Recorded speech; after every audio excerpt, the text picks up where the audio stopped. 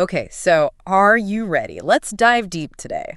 We're tackling this question, the one that's been on everyone's mind. Are you really ready for marriage? Hmm. And to help us figure that out, we're dissecting this book, Ready for Marriage, Yeah. right? And it's like, it's more than just a checklist. It's about uncovering those deep down, those deep-seated motivations for saying, I do. Yeah, exactly. And that's where the book starts getting good. It dives right into why people jump into marriage for all the wrong reasons. Well- Reasons that might not exactly scream happily ever after. Yeah. It's like, forget the dress, forget the venue. Let's talk about your heart. Right. What's the real reason you're picturing yourself walking down that aisle? Exactly. The book calls out those common pitfalls, like feeling like your biological clock is like a ticking time bomb. Oh, yeah. Or maybe even like those lingering fairy tale fantasies we all have. Oh, those fairy tales get us every time. It's so easy to get swept up in that idea of the perfect wedding. But what about building a marriage that lasts? Yeah, that's the thing, right? The book really emphasizes making sure that your desire for marriage lines up with your biblical values, right? Yeah. It's about making sure you're not letting those external pressures overshadow what really matters. And that's where it gets really interesting. Chapter 2, it's like stepping into a heart examination room.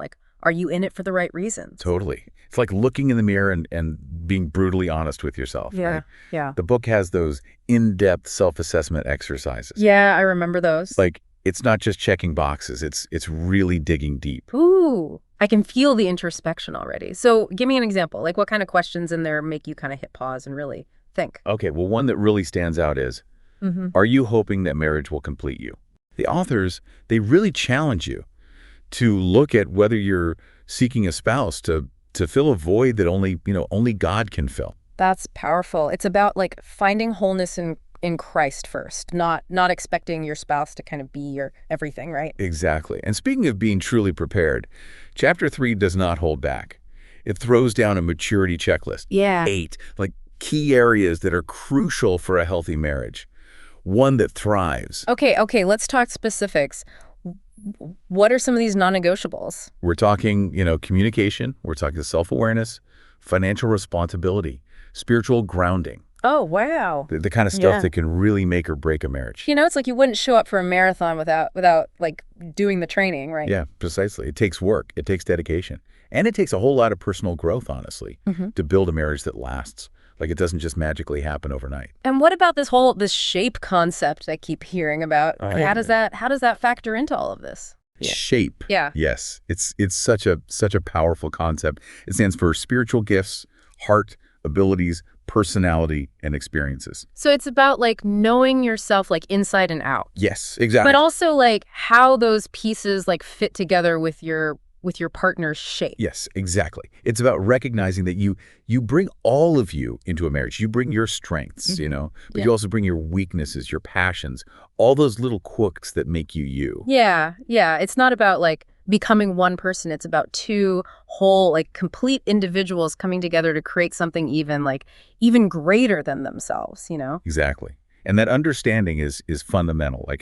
It's fundamental to building a healthy marriage, a fulfilling marriage. Okay, and speaking of building that strong foundation, the book doesn't shy away from the importance of addressing past hurts, the baggage we kind of drag along with us. Oh, absolutely. The authors, they really emphasize that those unresolved issues, they don't just disappear when you say, I do. Yeah. They can actually be amplified in a marriage. Oh, for sure. Yeah. It's sweeping those issues under the rug. They're bound to resurface eventually. Exactly.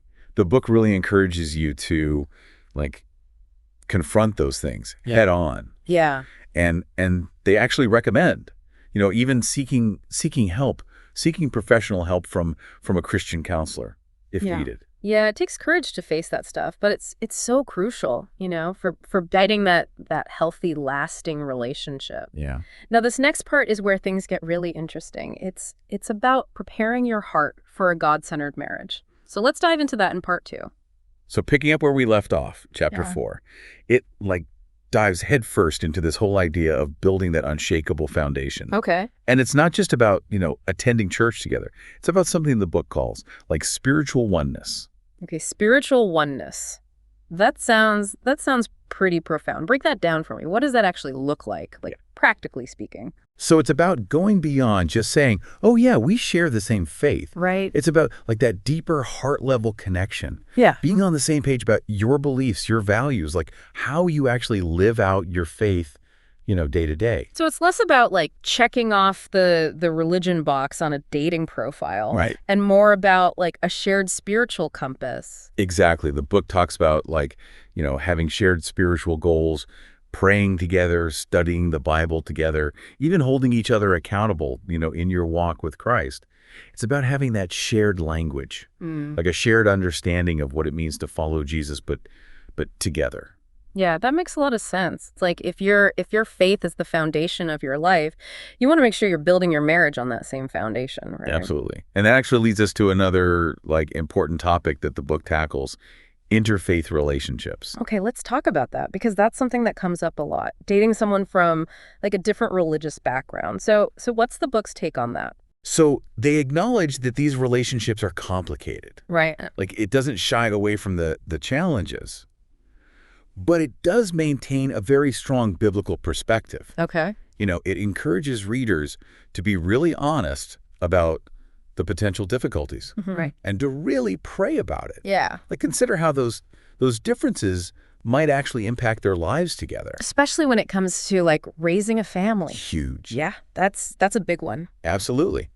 The book challenges you to like consider these questions. How will you approach like religious holidays? What values will you instill in your children? These are things you've got to talk about openly and honestly before you get married. It's about recognizing that love is amazing, it's powerful, but it can't always bridge every gap. Yeah. Especially when it comes to like those deeply held religious beliefs, right? Right. Now, chapter 5 really shifts gears, and it talked about the importance of friendship in a marriage. Yes.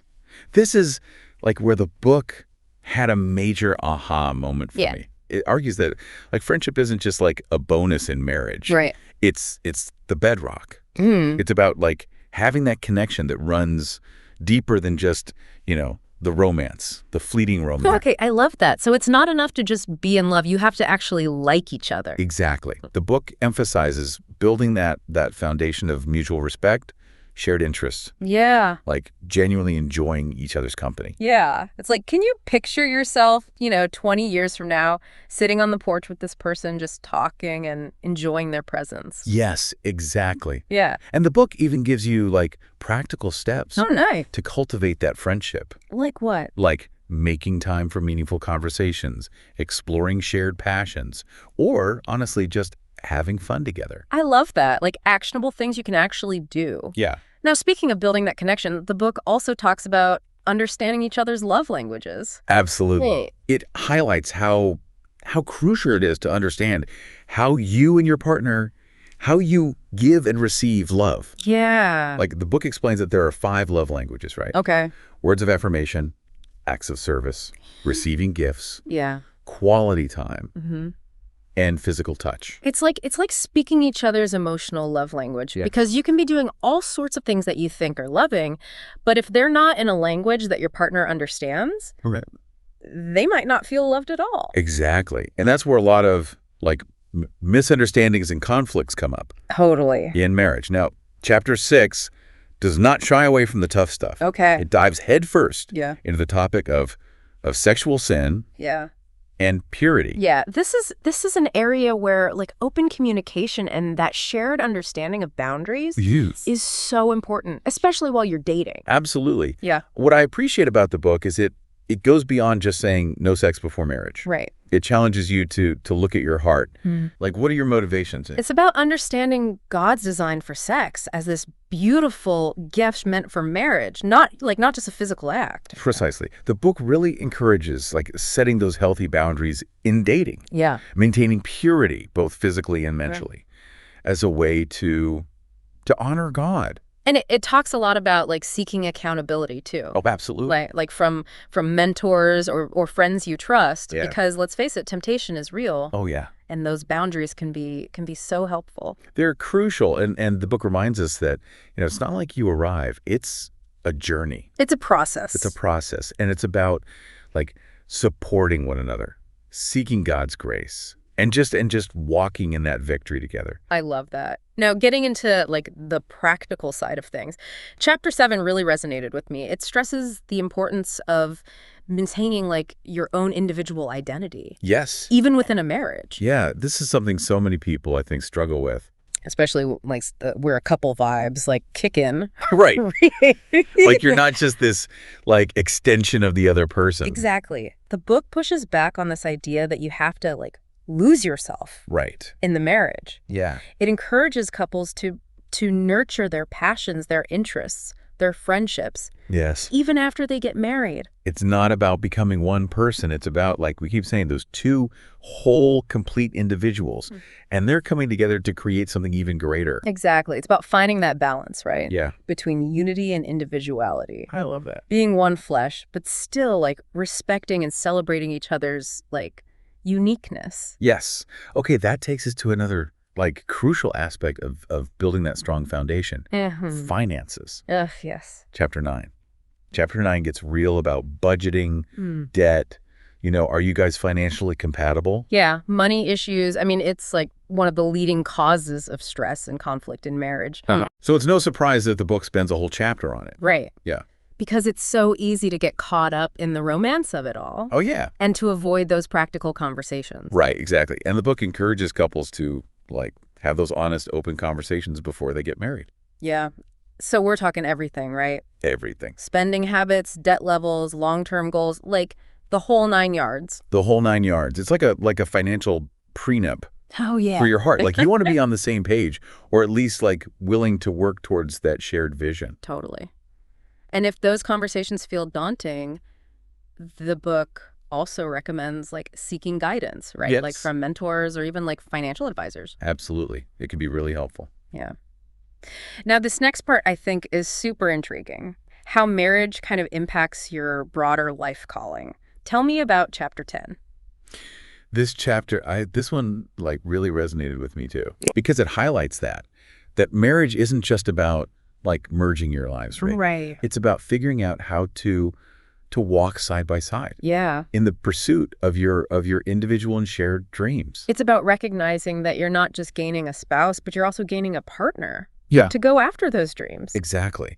And the book encourages you to think about like how marriage might affect your career. Oh, wow. Your ministry, your involvement in ministry, even like your location. Yeah, those are big things. It's huge. Yeah. It's about asking those tough questions early on. Are you willing to like relocate for your spouse's job? Yes. How are you going to support each other's career aspirations while also like nurturing your relationship? Right. And the book also reminds couples to look at like how their individual gifts and passions might work together, how they can use their strengths to make a bigger impact together. It's about recognizing that marriage isn't the end goal. Right. It's the beginning. It's the beginning of this beautiful, like, God-ordained partnership. Speaking of partnership, chapter 11 gets real about something we all need to be prepared for. The unexpected, the curveballs that, like, life throws your way. It's about acknowledging that life isn't always, you know, the sunshine and roses. Right. There will be job losses. There will be illnesses, right? Yeah. And just other unforeseen circumstances. It's about having those tough conversations before crisis hits, right? Yes. So you're not caught off guard when those curveballs inevitably come. Exactly. The book encourages couples to, like, sit down and actually discuss how they're going to handle financial strain. Yeah. Like if one person loses their job. Yeah. Or how they'll support each other through illness or hardship. It's about having each other's backs. Knowing that, like, no matter what storms life throws your way, you're not in it alone. Exactly. And this next chapter, it addresses a very specific set of challenges. Yeah. Those faced by military families. Absolutely. Chapter 12 goes into, like, the unique dynamics of military life. Yeah. Acknowledging that deployments, relocations, and just the uncertainty that comes with that kind of lifestyle. Right. Can put a lot of stress on a marriage. It takes a special kind of commitment, like intentionality. Yes. To make it work, to make it thrive in those circumstances. For sure. So what are some of the things that the book suggests? Well, the book really stresses open communication. Okay. Even when like you're physically apart. Right. And finding ways to like stay connected emotionally. Oh, that's good. It also talks about like establishing routines and creating like a sense of stability. Yeah. Because you're always on the move. And it's about like making the most of that time that you have together. Yeah. And supporting each other. These are like incredible insights. Now let's talk about those situations that don't always like fit neatly into a box. Blended families, extended singleness, like other non-traditional scenarios. Chapter 13 seems to kind of tackle those head on. It does. The book acknowledges that, like, hey, life doesn't always go according to plan, right? Right. And it offers wisdom, encouragement for those who are navigating those less conventional paths. Let's start with blended families, because that can be such a beautiful picture of love and unity. It can. But it also comes with like its own set of complexity. A lot of complexity. Yes, yeah. So what are some of the things that the book kind of digs into there? Well, it dives into things like navigating the whole step-parent, step-child dynamic. Right, which can be tricky. Very tricky. Dealing with exes. Okay. Creating that sense of unity and belonging in a family that's coming together from different places. It's about recognizing that love is a great like starting point. But it takes a lot more than just warm, fuzzy feelings to make a blended family work. You got it. It takes patience, understanding, communication, and a lot of grace. Yeah. The book also offers encouragement and advice for those who are experiencing, extended singleness. Yeah. Acknowledging that it can be a challenging season. It is. Especially in a culture that often glorifies, being in a relationship. Exactly. The book encourages singles to embrace this time. Yeah. To find that fulfillment in their relationship with God. Yeah. And just trust that his timing is perfect. It's about recognizing that your relationship status doesn't define your worth. Yes. Like God has a plan for your life. And it's beautiful, even if it looks different than what you thought it would. Absolutely. And speaking of embracing God's plan, Chapter 14 tackles the unique challenges and opportunities of marrying later in life. Oh, this is a growing trend. More and more people are finding love and getting married later than previous generations. So what are some of the things that these couples really need to think about? Well, the book highlights things like blending finances. Okay. Later in life. Yeah. Navigating like established careers. Right. And even like the dynamics of adult children from previous relationships. Yeah, there's a lot to navigate there. There is. It acknowledges that these couples, they face their own set of challenges. Right. But it also emphasizes the unique joys, the maturity, the wisdom, the life experience that they bring to their relationship. It's a reminder that like God's timing is perfect and that love can blossom in any season. Now let's move on to part 4 of the book. I think this is crucial. Okay. Seeking wisdom and guidance as you're trying to figure out, like discern God's will for your life and your future marriage. Yes. And this is where we start to invite those other voices into the conversation. Yeah. And it all starts with mentorship. Mentorship is so powerful, especially when you're navigating something as big as marriage. Absolutely. Chapter 15 digs into the role of mentors, highlighting the importance of seeking guidance from like wise, experienced people who can offer like perspective and support. It's like having a spiritual Sherpa, guiding you through these like treacherous mountain passes. I love that analogy. What kind of qualities, though, should someone be looking for in a mentor? Well, the book suggests people who are grounded in their faith. Okay. Who have strong marriages themselves and who are willing to speak the truth. Yeah. Even when it's hard to hear. It's about recognizing that you don't have all the answers, right? Right. And that there's wisdom in seeking counsel from those who have like walked this path before you. Absolutely. And the book also talks about like premarital counseling. Yes. Meeting with a professional who can help you, unpack those deeper issues, develop communication skills, and just build that solid foundation for a lasting marriage. I think sometimes those pre-wedding jitters, Yeah. They're more than just nerves. They're like red flags trying to get our attention. Right. And premarital counseling can provide that safe space to process those feelings, to address potential issues, and to just strengthen your foundation before you say, I do. It's like a relationship checkup. Yes. I love that. For your soul. Okay. Now, chapter 16 delves into something that's so crucial for entering a marriage with a clean slate. Okay. Resolving past relationships and past hurts. Because those past wounds, I mean, they can really sabotage a marriage if they're not dealt with. Absolutely. The book encourages you to be honest about any unresolved pain, bitterness, trauma, anything from previous relationships. Because it doesn't just disappear when you get married. It doesn't magically disappear when you say I do. It can come back up. It can. Yeah. In some unexpected ways. Creating tension, conflicts, resentment in your marriage. Exactly. So the book, it doesn't just leave you hanging. It gives you some steps. It does. For finding healing and closure. Like what? Yeah. Give me some examples. What are some of the things it talks about?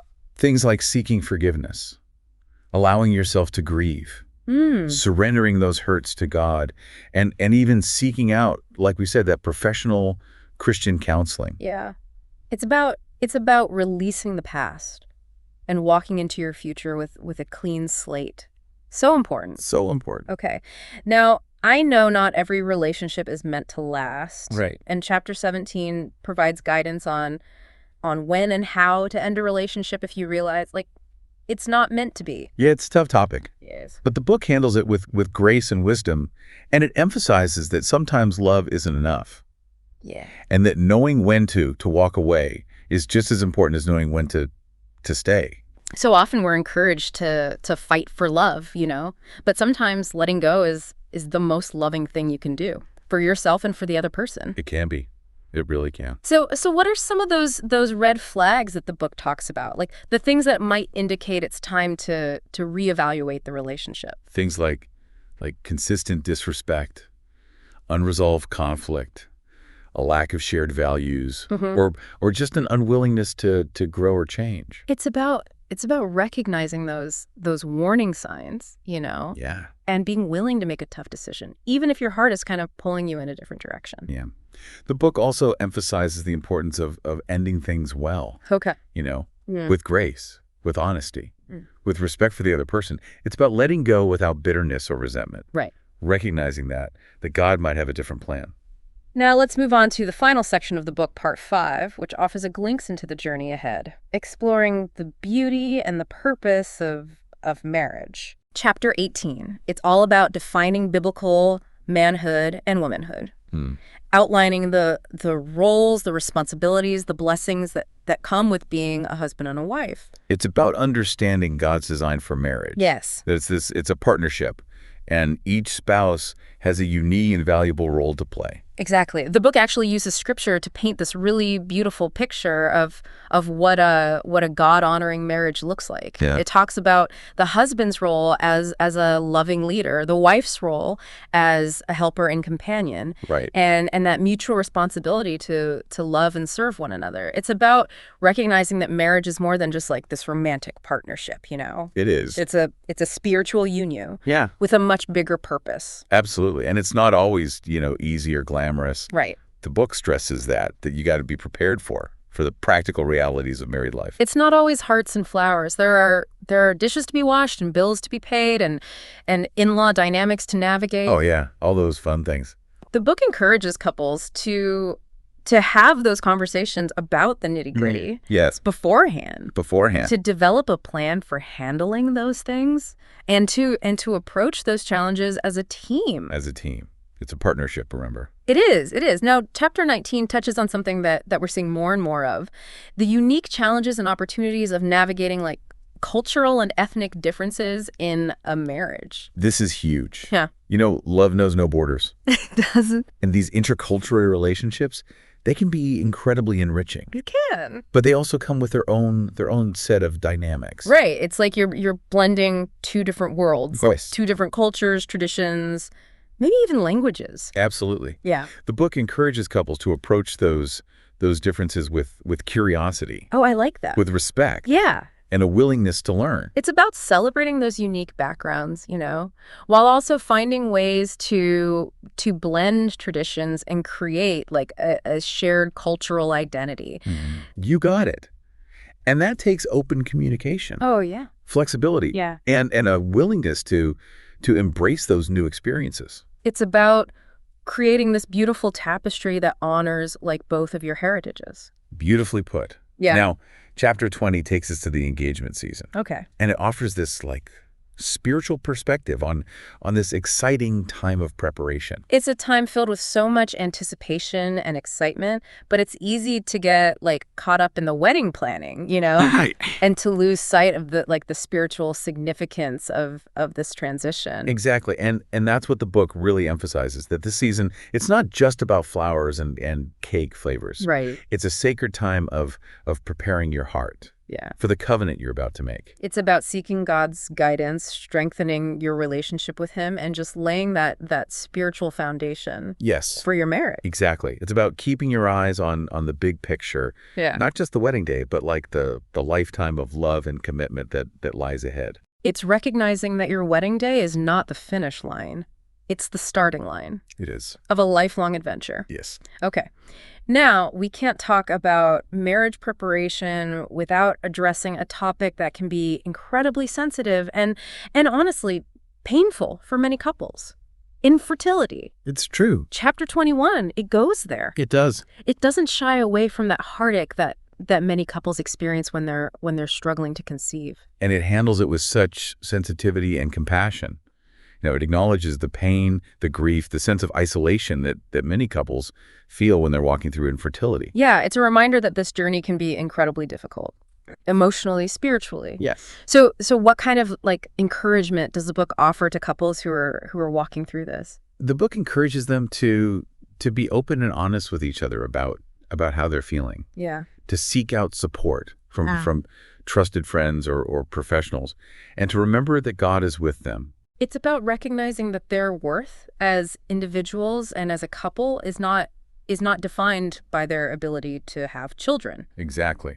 And the book also explores, the various options that are available to couples, right. from fertility treatments to adoption to embracing a child-free life. Yeah, and those are big decisions. Huge. To make. And I love that the book really emphasizes seeking God's guidance throughout that whole process. Absolutely. Praying for wisdom, praying for discernment, for peace as they make those decisions. It's about remembering that God is the author of life. Yes. And he cares deeply about their desires and their pain. Now, switching gears a bit, let's talk about how technology and social media can impact a marriage. Yeah. Chapter 22 goes into this digital landscape and how it intersects with our relationship. It's irrelevant. It's so relevant. Technology, it's like a double-edged sword, right? Yes. It can be a blessing and a curse when it comes to marriage. On one hand, it allows us to stay connected with our loved ones no matter where we are. But on the other hand, it can create distractions, temptations, even conflict in a marriage. It's so easy to get sucked into our phones, scrolling through social media, responding to emails, that we miss those precious moments of connection with our spouse. All the time. Right. Yeah. The book encourages couples to be really mindful of their technology use. Yeah. To set boundaries, to prioritize that face-to-face communication, and to make sure those devices aren't taking precedence over their relationship. It's about finding that healthy balance, being intentional about putting the phones down. Yeah. And engaging in those real-life conversations. Real-life conversation. Exactly. The book actually gives practical tips, establishing tech-free zones. Oh, I love that. In your house. Yeah. Being transparent about your social media use. Yeah. And just avoiding those late-night chats with exes. The ones that can create unnecessary temptation or suspicion. Yeah. It's about recognizing that technology is a tool. And like any tool, it can be used for good or for ill. It's up to us to use it wisely, to strengthen our marriages, not sabotage them. Well said. And speaking of strengthening our marriages, Chapter 23 offers some final words of encouragement and guidance as we kind of wrap up this deep dive into Ready for Marriage. Okay, I'm ready for those final words of wisdom. The book really emphasizes that marriage is a marathon. It is. It is. The book really emphasizes that marriage is a marathon, not a sprint. It's not a sprint. It's a marathon. For sure. Requires intentionality, commitment, a whole lot of grace. It's a journey. It is a journey. It reminds us to choose our spouses wisely. Yeah. To seek God's guidance. Yeah. And to be committed to growing. Yeah. together in love and in our faith. It's a reminder that marriage is a covenant. It's like it's the sacred promise to love, honor, and cherish each other, for better or for worse, in sickness and in health, like all the days of our lives. And those vows, they carry a lot of weight, but they come with some incredible blessings. Incredible blessings, yeah. Absolutely. The book reminds us that a Christ-centered marriage, it's this beautiful picture of God's love for us, a journey filled with joy and adventure, and probably a few challenges along the way. Yeah, that's real life, right? It's real life. It's not always easy. It's not always easy. And as we kind of wrap up part 3 of our deep dive here, I'm reminded that, the message of Ready for Marriage, it's not just for those who are like single or dating. No, it's not. It's for all of us. It is. Whether we're single, dating, engaged, married, this book, it challenges us to really examine our hearts, strengthen our relationships with God, and to just cultivate those qualities that make for a truly thriving, God-honoring marriage.